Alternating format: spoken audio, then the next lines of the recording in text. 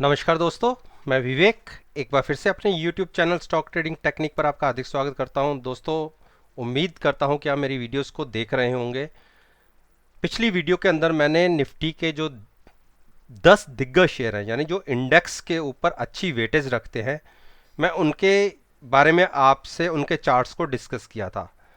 और 10 तारीख के लिए मैंने जो टारगेट सेट किए थे, आप वो मार्केट के प्राइसेस के हिसाब से खुद कंपेयर करके देख सकते हैं। अब 11 तारीख के लिए क्या पॉसिबिलिटीज इन्हीं पर्टिकुलर स्टॉक्स के अंदर देखने को मिल सकती हैं, चलिए उसको भी एक बार एनालाइज कर लेते हैं। तो सबसे पहले मैंने गेल का चार्ट स्क्रीन के ऊपर लगाया है, और अगर आज के प्राइस मूवमेंट को देखेंगे तो इसने जो नीचे की अपनी सपोर्ट है उसको होल्ड किया 96-75 के आसपास की, और जो ऊपर की एक बड़ी रेजिस्टेंस है तकरीबन 98 के, वो इसका हाई लगा, तो इसके बीच में क्लोजिंग आई है। कल के लिए क्या पॉसिबिलिटीज बनती हैं? कल अगर 98 को क्रॉस करके ऊपर ट्रेड करना शुरू करता है और प्राइस अगर 99 क्रॉस कर जाता है, तो आप बड़ी मूव के लिए रेडी हो सकते हैं। तो प्राइसेस उस केस में हम ये कह सकते हैं 100 के भी देखने को मिलेंगे और 102 तक के भी देखने को मिल सकते हैं। और मैं इस जो ट्रेंड लाइन है इसको थोड़ा सा ऊपर कर देता हूं, जो ऊपर की तरफ जो प्राइसेस देखने को मिल सकते हैं, तो उस हिसाब से अगर देखा जाए तो इसमें टारगेट्स नियर टर्म में 104 तक का भी देखने को मिल सकता है। तो ये तो हुई ऊपर की बात। अब नीचे के लिए क्या पॉसिबिलिटीज बनती हैं? अगर प्राइस 96 ब्रेक होके नीचे ट्रेड करना शुरू करे, तो आप पहला टारगेट ही 9450 का लेके चल सकते हैं, और बड़ा टारगेट अगर 9450 ब्रेक हो जाता है तो आप 9100 का टारगेट भी देख सकते हैं। अब हम अल्ट्राटेक सीमेंट की बात करें। अल्ट्राटेक देखिए, मैंने जैसे आपसे कहा था, कंटिन्यूस एक बेरिश ट्रेंड में था, और आज के दिन में इसने अपनी 2 मूविंग एवरेज को ब्रेक करके लोएस्ट की क्लोजिंग दिखाई है। अब एक कल के लिए सीन बहुत अच्छा बनता है कि अगर कल 3970 को ब्रेक कर देता है और कंटिन्यूस नीचे ट्रेड होना शुरू होता है, तो आप 20 पॉइंट नीचे तक का वेट कीजिए, शॉर्ट क्रिएट कीजिए 3980 का स्टॉप लॉस लगा के, और आपको टारगेट्स 3880 के देखने को मिलेंगे। अप साइड में शॉर्ट कवरिंग वगैरह तभी देखने को मिल सकती है जब प्राइस 4030 ब्रेक करके ऊपर की तरफ ट्रेड होना शुरू हो, तभी हम कह सकते हैं कि ट्रेंड रिवर्सल हुआ है। अदरवाइज बेरिश ट्रेंड है। मैं नीचे की जो इसकी इस एक ट्रेंड लाइन है इसको भी आगे कंटिन्यू कर देता हूं, तो हम ये कह सकते हैं कि नीचे की तरफ हमें 3880, जैसे मैं आपको कह रहा हूं, वो प्राइस देखने को मिल सकता है। टाटा मोटर्स कंटिन्यूज एक अप ट्रेंड, मैंने कहा था कि ये 126 की तरफ बढ़ेगा, लेकिन वहां तक नहीं गया, वहां से मात्र 75 पैसे रह के नीचे की तरफ आ गया। ये 126 रुपए का इसके लिए हर्डल है, इसको ब्रेक करना इसके लिए काफी मुश्किल होगा। और अगर ये ब्रेक नहीं कर पाता तो हम फिर से 120 की तरफ आ सकते हैं, और अगर 120 नीचे की तरफ ब्रेक हुआ तो आप ये मेरी जो नीचे की एक ट्रेंड लाइन है 117 का प्राइस भी हमें देखने को मिल जाएगा। अदरवाइज अभी हम इसमें बेरिश नहीं है जब तक ये 120 के ऊपर ट्रेड कर रहा है। 126 को क्रॉस करने के बाद एक बड़ी शॉर्ट कवरिंग भी आपको देखने को मिल सकती है, जो प्राइस को हम ये कह सकते हैं 140 तक भी ले जा सकती है। आप ये देखिए, इसने गैप फिल कर दिया। जो ये गैप के लिए मैंने 126 का मार्क लगाया था, देखिए इसने ये गैप फिल कर दिया। अब नीचे के लिए संभावनाएं इसमें कैसे बनती हैं? जब तक कल के दिन के हिसाब से अगर 117 ब्रेक नहीं करता, जब तक तब तक शॉर्ट की कोई भी पॉसिबिलिटी नहीं है। 117 ब्रेक करने के बाद 114 तक का वेट कीजिए।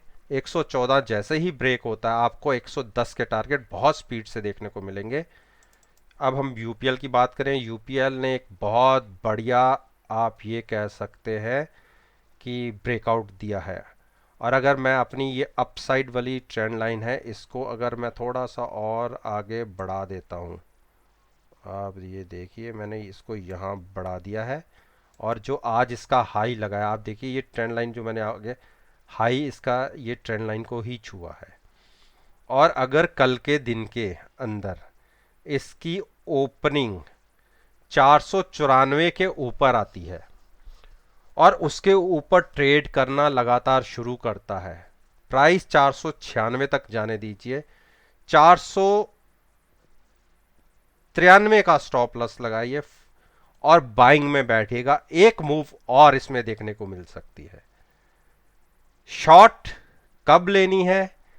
जब आज की ओपनिंग, यानी हम कह सकते हैं 480 को ब्रेक करके नीचे की तरफ ट्रेड होना शुरू करे, तो आपको 466 के टारगेट भी देखने को मिलेंगे। आईओसी एक रेंज बाउंड है, अभी तक इसमें कोई ब्रेकआउट की उम्मीद दिख नहीं रही। जब तक हम ये कह सकते हैं कि 88 को क्रॉस करके ट्रेड नहीं लेना शुरू करता, तब तक कोई अपसाइड के मूव की भी उम्मीद मत करिएगा। शॉर्ट में अगर हम ये कह सकते हैं कि आज के दिन का जो ओपनिंग थी तकरीबन 8650 के आसपास की, उसके नीचे ट्रेड होना शुरू करता है, तो ₹1 की मूव आपको नीचे की तरफ, और वो भी ब्रेक हो जाती है तो 84 तक के टारगेट्स आपको देखने को मिल जाएंगे। हीरो मोटोकॉर्प कंटिन्यूज एक कंसोलिडेट फेज के अंदर है, तो जब तक ये अपनी रेंज के बाहर नहीं आता हम इसमें कोई ट्रेडिंग व्यू नहीं लेंगे। और नीचे की तरफ इसमें शॉर्ट तभी बन सकती है 2700, या हम ये कह सकते हैं 2675 के नीचे ट्रेड करना शुरू करें, तो आपको तकरीबन 75 पॉइंट की नीचे की तरफ मूव देखने को मिल सकती है। स्टॉप लॉस केवल ₹25 ऊपर का लगाइएगा। और बाइंग साइड में हम तब बैठेंगे जब 2735 क्रॉस कर लेगा, तो ₹30 ऊपर तक एक बार जा सकता है, उसके बाद इसे हर्डल मिलेगी। अगर वो हर्डल क्रॉस कर लेता है, या जिसको हम रेजिस्टेंस बोलते हैं 2765 की रेजिस्टेंस है, उसको ब्रेक कर देता है, तो आपको बड़ी मूव मिल सकती है तकरीबन 250 पॉइंट्स की, या 150 पॉइंट्स की हम कह सकते हैं। 2900 तक के टारगेट्स आपको देखने को मिल जाएंगे। टाइटन के आज रिजल्ट्स भी थे, और कल के अगर पैटर्न के हिसाब से देखें तो एक बड़ी बेरिश कैंडल क्रिएट हुई थी, तो मेरा अपना ओपिनियन इसके अंदर एक शॉर्ट साइड का बन रहा था। लेकिन अगर आज की इसकी ओपनिंग देखें तो 1088 के आसपास की ओपनिंग आई, जो क्लोजिंग थी तकरीबन उसी के आसपास की ओपनिंग आई, लेकिन वहां से एक बड़ी मूव ऊपर की तरफ देखने को मिली 1110 के आसपास की, लेकिन सस्टेन नहीं हो पाई, और क्लोजिंग आई तकरीबन 1100 के आसपास, 1097 की।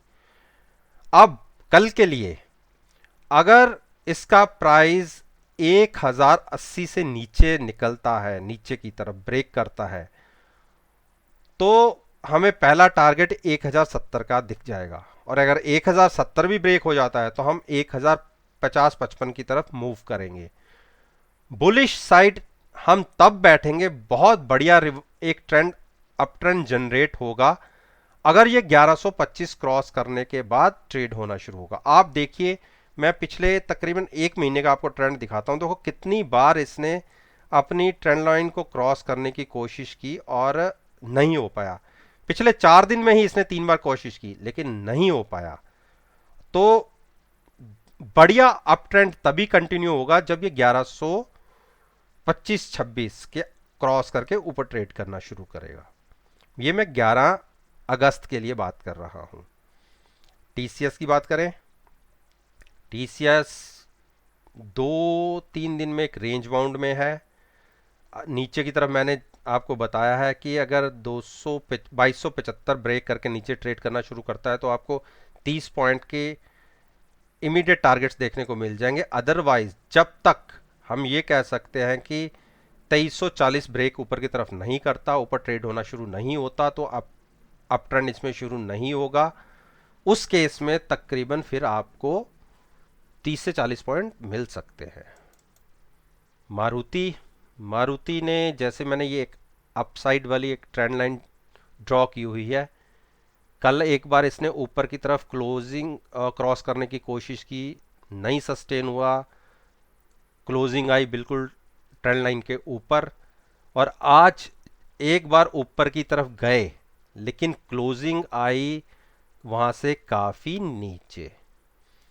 अब इसके लिए वही चीज है, रेजिस्टेंस 6650 पर इसको मिल रही है, और अगर इसके ऊपर हम ट्रेड होते हैं तो हमें तकरीबन 60 पॉइंट की मूव 6710 तक की देखने को मिलेगी। अदरवाइज नीचे की तरफ अगर आप ट्रेड लेना चाहते हैं तो आज का लो 6534 के नीचे ओपन होने दीजिए, कंटिन्यूस ट्रेड होने दीजिए, तो आपको नीचे के टारगेट 6390 और 6365 का भी देखने को मिल जाएगा। ब्रिटेनिया इंडस्ट्रीज लगातार पिछले देखिए कोशिश कर रहा है कि अपनी जो मूविंग एवरेजेस है उसके ऊपर बना रहे, और कोशिश भी ठीक हो रही है। कल के दिन के में इसने अपनी एक रेजिस्टेंस ब्रेक की थी 3918 की, और आज भी इसने उस रेजिस्टेंस को होल्ड किया है, और आज की क्लोजिंग तकरीबन कल के हाई के बराबर आई है। तो आज जो ऊपर मैंने एक रेजिस्टेंस मार्क की हुई है, देखिए एक बार उसको भी इसने क्रॉस किया, 3982 को क्रॉस करके ऊपर तक गया प्राइस, तकरीबन 20 रुपए ऊपर तक भी, लेकिन सस्टेन नहीं हुआ, क्लोजिंग बहुत नीचे आ गई, वहां से तकरीबन 80-90 पॉइंट नीचे आई। तो हार्डल मिला इसे, हार्डल है इसके लिए 3982 का।